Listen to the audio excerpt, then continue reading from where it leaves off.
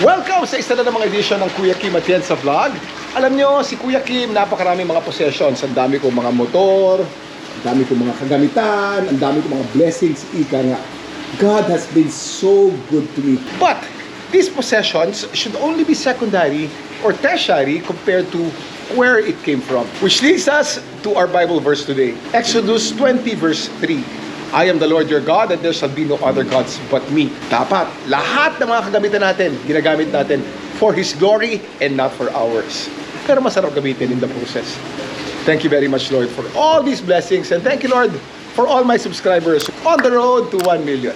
Si Kuya Kim, hindi pangit, hindi rin naman gwapo. Sakto lang. Ito po si Kuya Kim.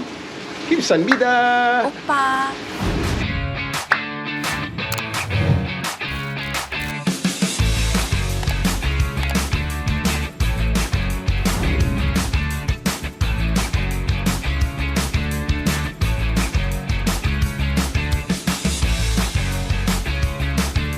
Have a good weekend, guys. Happy running. I've always been a fan of Italian motorcycles. Ang mga Italiano, hindi ba sila perfect sa kanilang design, pero meron silang style. Itong gagamitin natin ngayong araw na to, ang isa sa pinaka-low-tech sa mga Italian motorcycles o Italian scooters, itong Lambretta F-Co na ginawa noong 1954. Pero ang pupuntahan natin ngayong umaga, doon sa meeting ng Euro Monkeys, ay ang isa sa pinaka-high-tech, ang pinaka-bago sa mga Ducati models. Ang Ducati ay isang kumpanya sinimula noong 1926 ni Antonio Cavalieri Ducati at ang kanyang tatlong anak. Ang kanilang mga ginagawa ay mga vacuum tube at condenser para sa mga radio components. Ito'y ginamit sa World War II kaya naging target sila ng mga Allied forces at nasira ang kanilang factory. Nabuhay muli noong 1950s ang kumpanyang Ducati at nagsimula silang gumawa ng mga motorsiklo. Ang pinakaunang motorsiklong ginawa ng Ducati ay ang Ducati Cucciolo. Ito'y parang bisikleta lamang na nilagyan ng maliit na engine at magmula noon palaki ng palaki ang mga motor na ginawa ng Ducati. Ang Multistrada V4. Silipin natin kung ano itsura ng motor na yan. Tara! So kakarating lamang natin dito ngayon sa Bondi and Burke. Itong favorite hangout ng Euro Monkeys. At kasama natin ngayon ang may-ari ng Wheeltech na kasama rin sa Euro Monkeys. At of course, champion racer si Riniel. Hi, good morning. Sabi ng mga fans mo, parang lumaki raw yung katawan mo. Hindi totoo yun. And of course, Roscoe. Hi, Roscoe. Hi, guys. Roscoe, can you explain to us the Multistrada V4? What is so special about it? The last generation was around 6 years or 8 years ago. So this one is really the new one. So before the engine was V2, ngayon naging V4 na, naging 4-cylinder na siya. Light na siya. And then sobrang lakas. It's really a game changer to the adventure bike. Ang Multistrada naman ay Italian word na ibig sabihin ay many roads. Dahil ang Multistrada ay pwede mong gamitin sa mga asfaltadong kalye o smooth roads o sa off-road o lubak-lubak na kalye. Sabi nila ang design ng Multistrada is so perfect already. Why do they have to change it? What is there to be changed pa? Before kasi medyo a little bit bulky. Pero ngayon medyo proportion na siya doon sa design ng headlight and the beak and the whole body. So I think this one is a way better design. Of course, sa lahat ng mga motor na fini-feature natin, kailangan marinig natin kung anong tunog. Roscoe, pwede ba patulugin natin yung motor na yan? Sure. Push button. Merong intelligent screen. Next step is push the button.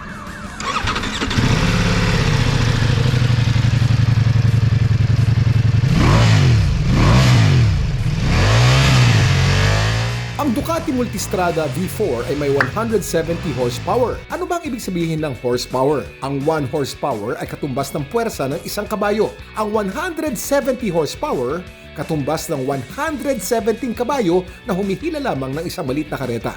Ganun kalakas. Ano ang top speed ng Multistrada V4? From stock exhaust, stock everything, out from the back, so 280 kilometers per hour. 280 kilometers per hour, huwag po natin gagawin sa Skyway o sa SLEX, gagawin po namin sa racetrack. Okay? Bawal po yun. Okay? Magkano naman ang presyo? Base model niya is around 1.7, pero madami kasi siyang add-ons that you can put on. But the price range is around 1.7 to 1.9. 1.7 to 1.9. So, mag-ipon na po tayo para makabili tayo ng Multistrada V4. Roscoe, thank you very much. Thank you! Nandito naman tayo ngayon sa Brixton Street, Barrio Capitolio, at nasa likuran ko ngayon ang Brixton Bespoke Bikes. Kakausapin natin ang may-ari ng shop na to upang alamin ang tamang gear na dapat suotin ng mga nagmomotor. Tara! JB! Kamusta? Hey, how are you? So JB, pagkaganda naman itong shop mo, kompletong-kompleto. Complete tayo for motorcycle lifestyle. Ano ba talaga mga gear ang kailangan ng mga nagmomotor? Sa mga sumasakay ng big bike, meron tayong acronym na ginagamit. Ito ay ang ATGAT or ATGATT. All the gear, all the time.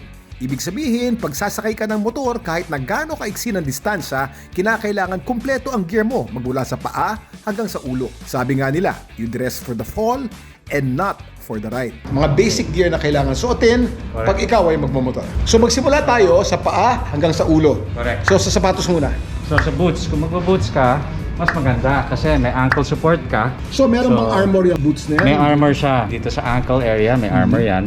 Tapos yung iba dyan, may steel toe, kagaya nito. Tapos naka-cap toe siya for shifter. So meron siyang leather mas makapal na leather dito dahil ito ang ginagamit natin para magkumambyo. Cambio. Hindi ba pwede magmotor na nakatsinelas na lang? Nako, pag nakita ko yan, natatakot na ako. Kasi kung nakasinelas ka lang, imagine yung unang-unang ilalabas mo, paa mo, di ba? Madidisgrasya ka.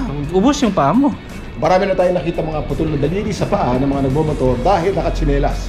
Tama. Ayon naman sa Section 11 ng LTO Administrative Order AHS 2008, bawal magsuot ng tsinelas o flip-flops pag ikaw ay nagmomotor o ikaw ay umaangkas sa motor.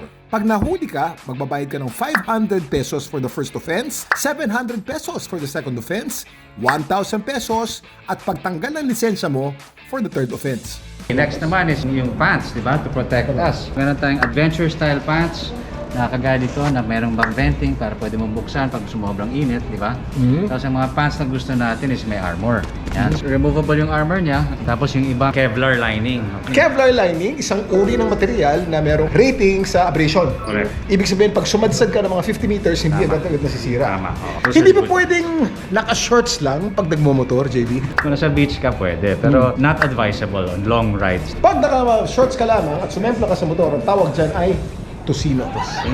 Kailangan din natin ng jacket. Anong klaseng Yes. jacket naman ang kailangan Okay, natin? so mas maganda hanap ka ng jacket na medyo ventilated, na breathable. Ang pinakamaganda, denim, di ba? Pormado pa. So, yung mga jacket na ganito, may armor sa loob yan. So, may Removable armor din siya. armor sa back protector mo, sa shoulder, at saka sa elbow. Kagaya ng paa, sa kamay, kailangan natin ng protection. Okay, so, you need gloves, di ba? Pag nahulog ka sa motor o pag bumitaw ka, unang-unang lalabas mo, kamay mo eh. So, kung hindi ka naka-gloves, di ba, ubos ang kamay mo. So, pataas na tayo. So, sa helmet, di ba? So, meron tayong dalawang klaseng helmet dito. Yung tinatawag na full face, which offers the most protection. Tsaka yung open face. Di ba? Open face. Which is half the protection, should we say.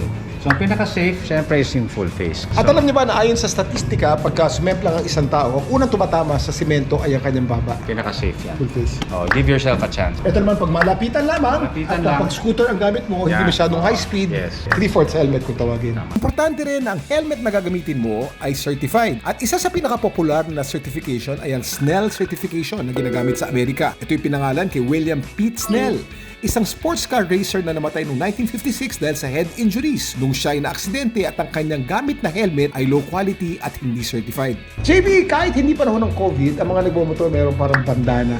Ang uso ngayon, because of COVID, is yung neck gaiter. May filter siya na replaceable. So, as opposed to that, wearing a mask, di ba? Inside your helmet is required now also by law. At para saan naman ang purpose ng mga protective gear para sa mga nagbomotor? Ang pinakauna ay improved visibility. Pag tama ang gear mo, lalo na pagka bright colored, kitang-kita ka ng mga ibang motorista at malayo ka sa aksidente. Pangalawa, abrasion resistance.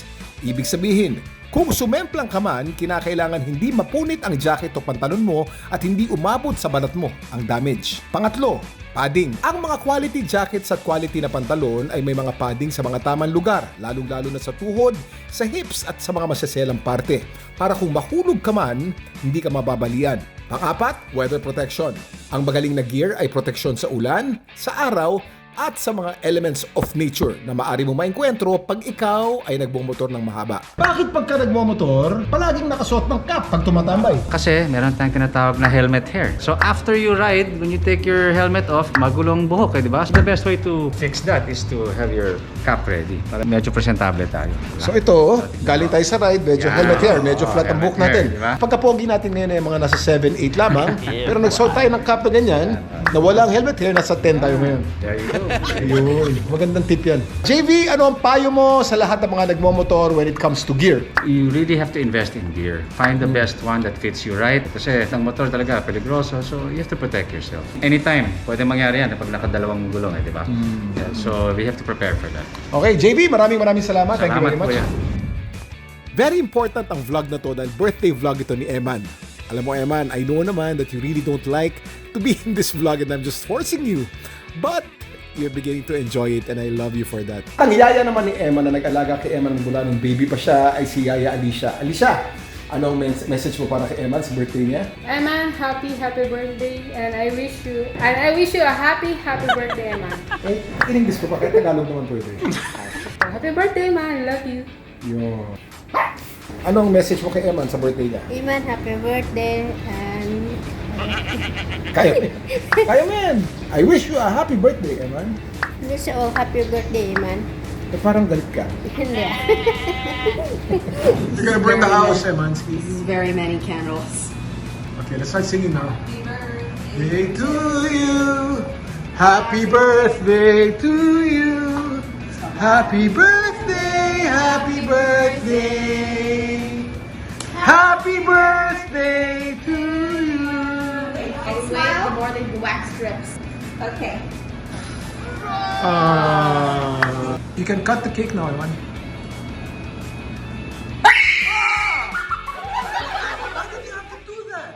Happy birthday, Eman.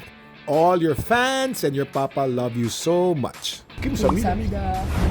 Sana nag-enjoy na naman kayo sa isang edisyon ng Kuya Kim Atienza vlog. Again, happy birthday to my dear daughter, Eman. Let me end this vlog with the blessing that I always say from the book of Numbers. May God bless you, may God keep you, may God shine His face on you, may He be gracious to you. May He give you and your family peace. Ito po si Kuya Kim. Kim Samida. Opa!